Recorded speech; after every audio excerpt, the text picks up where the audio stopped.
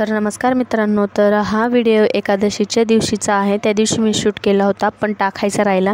तर इथे मी दही घेतलेलं आहे, त्याच्यात शेंगदाण्याचा कूट आणि मीठ टाकून व्यवस्थित मिक्स केलेलं आहे आमटीसाठी। इथे साबुदाणा गरम करण्यासाठी बटाटे चिरले आहेत। इथे आम्ही चौघांसाठी साबुदाणा भिजत घातलेला होता। 2 ते 3 हिरवे मिरची चिरून घेतलेले आहे। कढईमध्ये तेल तापत ठेवलं, त्यामध्ये थोडंसं जिरं टाकलेलं आहे। जिरं तुम्ही तुमच्या याने टाकू शकता। त्यानंतर जिरं भाजल्यानंतर त्याच्यामध्ये हिरव्या मिरच्या चिरलेल्या होत्या त्या टाकलेल्या आहेत। जिरं तुम्हाला जर टाकायचं असेल तुम्ही टाकू शकता किंवा नाही टाकलं तरी चालेल, काही फरक पडत नाही एवढं फारसा। त्यानंतर जे शेंगदाणे आणि दही जे मिक्स केलेलं होतं ते या फोडणीमध्ये टाकलेलं आहे आणि व्यवस्थित 2 ते 3 उकळ काढून घ्यायची आहेत। आपल्याला साबुदाणाबरोबर खाण्यासाठी आमटी अतिशय म्हणजे खूप छान लागते।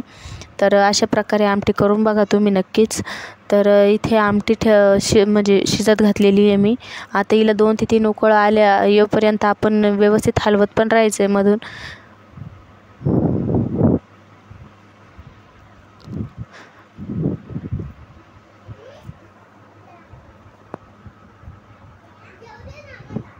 दुसऱ्या साईडला मी कढईत ठेवून त्यामध्ये तेल टाकलेलं आहे आणि 4 ते 5 हिरव्या मिरच्या तळून घेत आहे साबुदाण्यासोबत। तळलेल्या मिरच्या खूप छान लागतात। त्यानंतर काढून त्याच्यावरती थोडंसं मीठ शिपडून घ्यायचं आहे, म्हणजे चिकट एवढा खास चिकट लागणार नाही। त्यानंतर त्याच तेलामध्ये चिरलेल्या मिरच्या टाकलेल्या आहे, त्या व्यवस्थित तळून घ्यायच्या आहेत। त्याचा कच्चापणा गेला पाहिजे इतक्या भाजायच्या आहेत हिरव्या मिरच्या। त्यानंतर चिरलेले जे बटाटे होते ते टाकून तेही व्यवस्थित भाजायचे, इतपत भाजायचे की शिजले गेले पाहिजे तेलामध्ये, इतके भाजायचे आहेत। तर इथे सगळे बटाटे जे आहे ते तेलामध्ये टाकून घेणार आहे आणि व्यवस्थित शिजून घेणार आहे।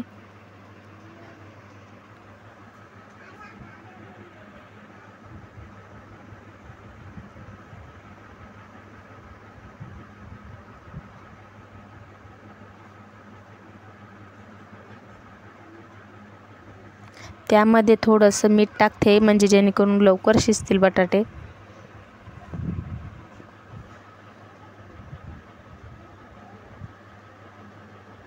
आता या साबुदाण्यामध्ये सुद्धा थोडंसं मीठ टाकून घेऊया व्यवस्थित आणि जे शेंगदाण्याचा जो कूट आहे तो साबुदाण्यामध्ये टाकून व्यवस्थित मिक्स करून घ्यायचा आहे, जेणेकरून आपला साबुदाणा जो आहे एकदम छान होईल।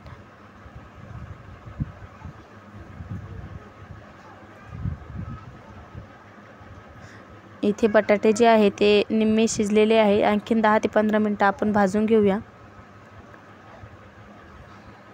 आता जो साबुदाणे जे शेंगदाण्याचं कूट आपण मिक्स केलेला होता ते सगळं कढईत टाकून व्यवस्थित मिक्स करून घ्यायचं आहे।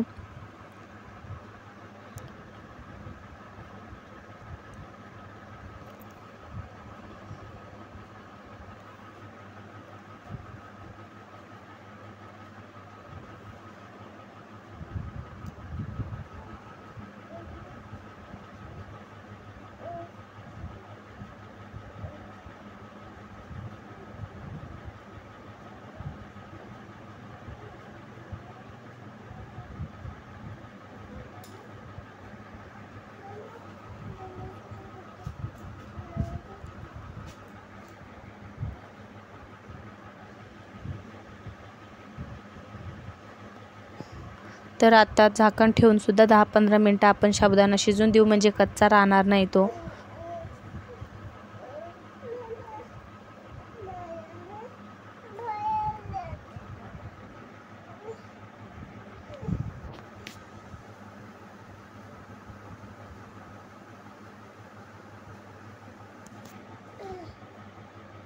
तर हे बघा, या पद्धतीने आपला साबुदाणा आमटी तयार आहे। व्हिडिओ आवडल्यास लाईक, शेअर, सबस्क्राईब नक्की